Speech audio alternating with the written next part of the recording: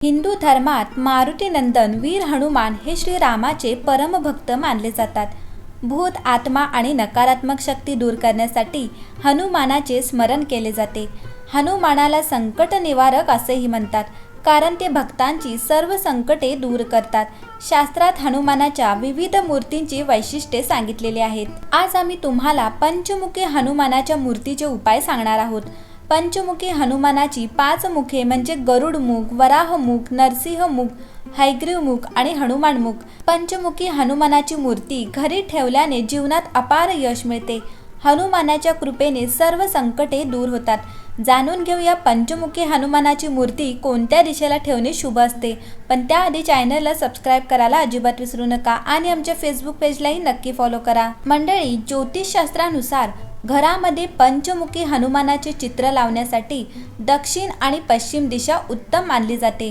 हनुमानाचे चित्र दक्षिण आणि पश्चिमेला लावल्याने त्यांचा आशीर्वाद कुटुंबावर कायम राहतो. हनुमानाच्या मूर्तीच्या प्रतिष्ठापना केल्याने घरातील वास्तुदोषही दूर होतात.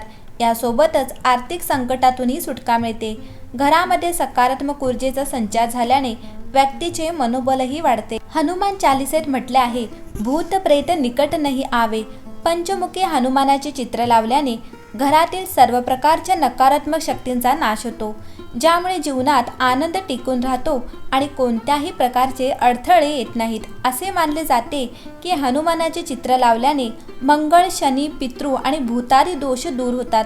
मंगल दोष निवारणासाठी हनुमानाचे चित्र दक्षिण दिशेला लावावे, परंतु हनुमानाची मूर्ती लाल रंगाची असावी हे लक्षात ठेवा. घरातील बेडरूममध्ये कधीही हनुमानाचे चित्र लावू नये. हनुमानाने सूर्याची कन्या सुवर्णचला हिच्यासोबत विवाह केला होता, पण हनुमान गृहस्थ जीवनात कधीच राहिले नाहीत. म्हणूनच हनुमानाला बाल ब्रह्मचारी म्हणतात. ब्रह्मचारी असल्याने गृहस्थाने बेडरूममध्ये हनुमानाची प्रतिमा किंवा फोटो लावू नये. घरात हनुमानाची तसबीर बसलेली अथवा उडत असलेली असावी. याची पूजा केल्यास घरात सुख समृद्धी राहते, तसेच मिळकत वाढते. बसलेल्या तसबिरीची पूजा केल्यास कुटुंबात सुख समृद्धी येते. तसेच नोकरी आणि व्यापारात नफा मिळविण्यासाठी उडत असलेल्या हनुमानाचा फोटो लावणे शुभ असते. तर तुम्हाला बऱ्याचदा भूत, प्रेत किंवा अशा प्रकारच्या अडथळ्यांची भीती वाटत असेल तर तुम्ही पंचमुखी हनुमानजी किंवा पहाड हातात उचललेल्या हनुमानजी यांचा फोटो तुमच्या घरात लावावा. वास्तूनुसार ज्या घरात पंचमुखी हनुमानजींची मूर्ती किंवा फोटो असेल तिथे प्रगतीच्या मार्गातील अडथळे दूर होतात आणि सुख समृद्धी प्राप्त होते. श्री हनुमानजींचे असे चित्र लावल्याने तुमची प्रगती जलद होते.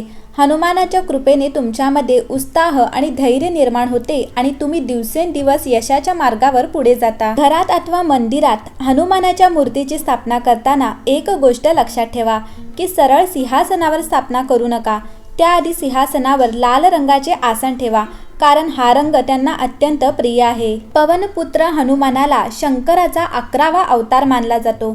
यासाठी त्यांना रुद्राक्ष चढवल्यास त्यांची कृपा सदैव तुमच्यावर राहील, तसेच मनही स्थिर राहील. मंडळी, आपल्या धर्मात श्री हनुमाना ही शक्तीची देवता मानली जाते.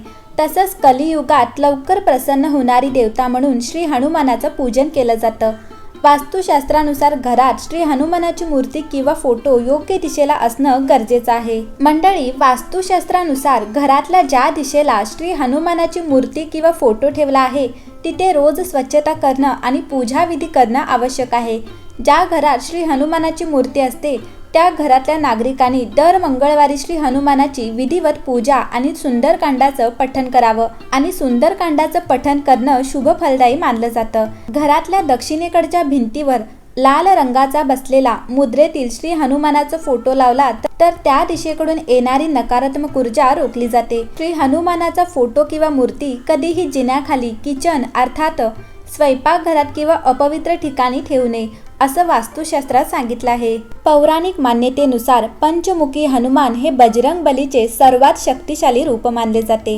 रावणाच्या मायावी शक्ती संपवण्यासाठी रावणाशी युद्ध करताना हनुमानजींनी पंचमुखी हनुमानाचा अवतार घेतला होता. त्याची आख्यायिका जाणून घेऊया. पौराणिक कथेनुसार भगवान रामाशी झालेल्या युद्धादरम्यान रावणाला जाणवलं की या युद्धात त्याचा पराभव होऊ शकतो. आपला पराभव टाळण्यासाठी त्याने मग मायावी शक्तींचा वापर सुरू केला. या युद्धात रावणाने आपला मायावी भाऊ अहिरावण याची मदत घेतली. अहिरावणाची आई भवानी यांना तंत्र मंत्र माहीत होते. याच कारणामुळे अहिरावण हा तंत्रविद्येतही पारंगत होता. युद्धादरम्यान त्यांनी अशी माया केली की भगवान रामाची सेना हळूहळू युद्धभूमीवर झोपू लागली. भगवान राम आणि लक्ष्मण देखील या मायावी चालीपासून वाचू शकले नाहीत आणि ते देखील झोपी गेले. भगवान राम आणि लक्ष्मण झोपी जाताच अहिरावणाने त्यांचे अपहरण करून अधोलोकात नेले. काही काळानंतर मायेचा प्रभाव ओसरला. मग सेनादल जागे झाले आणि त्यांनी पाहिले की भगवान राम आणि लक्ष्मण तिथे नाहीत. बिभीषणाला ही मायावी चाल समजली आणि त्याने हनुमानाला राम आणि लक्ष्मणाला वाचवण्यासाठी अधोलोकात जाण्यास सांगितले. भक्त हनुमान अधोलोकात पोहोचताच तेथे मकरध्वजाने हनुमानाला अडकवण्याचा प्रयत्न केला. या दरम्यान हनुमानजींनी मकरध्वजाशी युद्ध झाले आणि मकरध्वजाचा पराभव करून हनुमान आतमध्ये गेले.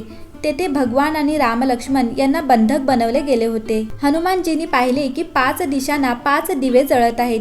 ही तांत्रिक विद्या त्या भवानीने केली होती. हे 5 दिवे एकत्र विझवल्यावरच अहिरावण संपुष्टात येईल हे हनुमानजींना माहीत होते. त्यासाठी बजरंगबलीने पंचमुखी हनुमानाचे रूप धारण करून अहिरावणाचा वध केला. बजरंगबलीच्या पंचमुखी रूपात उत्तरेला वराहमुख, दक्षिणेला नरसिंहमुख, पश्चिमेला गरुडमुख, पूर्वेला हनुमानमुख आणि आकाशाकडे हयग्रीवमुख आहे. यामुळेच घरामध्ये हनुमानाचे भक्त त्यांची मूर्ती अथवा तसबीर लावतात. मात्र यातील महत्त्वाची गोष्ट म्हणजे हनुमानाची मूर्ती शुभकारी आणि लाभ पोहोचवणारी आहे का? मंडळी, हनुमानाची तसबीर अथवा प्रतिमेमध्ये मोठी शक्ती असते. वास्तूनुसार याची स्थापना केल्यास याचे भविष्यासाठी खूप लाभ होतात. तसेच आपले जीवन सुरक्षित होते. अनेकदा अशा काही मूर्ती अथवा तसबीर घरात लावल्या जातात ज्यामुळे समस्येत वाढ होते. त्यामुळे असे फोटो किंवा मूर्ती घरात लावू नयेत. जसे की ज्या तसबिरीमध्ये हनुमान छाती फाडताना दिसत असेल अशी तसबीर घरामध्ये लावू नये. लंका दहन करत असतानाचे हनुमानाचे चित्र लावू नये. तर घरात लावण्यासारखे हनुमानाची तसबीर म्हणजे हनुमानाने पिवळ्या रंगाचे वस्त्र नेसले आहेत, यात ते आशीर्वाद देत आहेत. यामुळे घरात सुख शांती येते. मुलांच्या खोल्यांमध्ये हनुमानाचे लंगोट घातलेली तसबीर लावावी. घरात हनुमानाचा असा फोटो लावा ज्यात ते श्रीरामाची सेवा करण्यात मग्न आहेत. मंगळवार आणि शनिवार या दिवशी हनुमानाची पूजा करतात. यावेळी त्यांची मनोभावे पूजा केल्याने सर्व संकटे दूर होतात. तसेच हनुमानाचे कष्ट निवारण मंत्राचे पठण केल्यास आयुष्यात सुख समृद्धी येते. हनुमानाचे हे भजन ऐकल्यास घरातील वातावरण चांगले होते. तसेच हनुमान चालिसेचे पठण केल्यास भक्तांची सर्व कष्टे देखील दूर होतात. मनोजवम मारुततुल्य वेगम जितेंद्रियम बुद्धिमतां वरिष्ठम वातात्मजम वानरुठ मुख्यम श्रीरामदूतम शरणम प्रपद्ये. शक्ती आणि बुद्धीचा सर्वोत्तम संगम असलेल्या हनुमानाची जयंती चैत्र शुद्ध पौर्णिमेला अंजनी मातेच्या पोटी हनुमानाचा जन्म झाला. त्यामुळे चैत्र शुद्ध पौर्णिमा हनुमान जयंती म्हणून साजरी केली जाते. हनुमानाला मारुती, बजरंगबली, रामभक्त, अंजनेय, महावीर, पवनपुत्र, पवनसूत, केसरी नंदन अशा अनेक नावाने संबोधले जाते. हनुमानाचे शस्त्र गदा आहे. हनुमंताला मारुती म्हणण्याची पद्धत केवळ महाराष्ट्रातच आढळून येते. हनुमानाला तेल, शेंदूर, रुईची फुले, पाने अर्पण करण्याची परंपरा आहे. हनुमानाला महादेव शिवशंकराचा अवतार मानले जाते.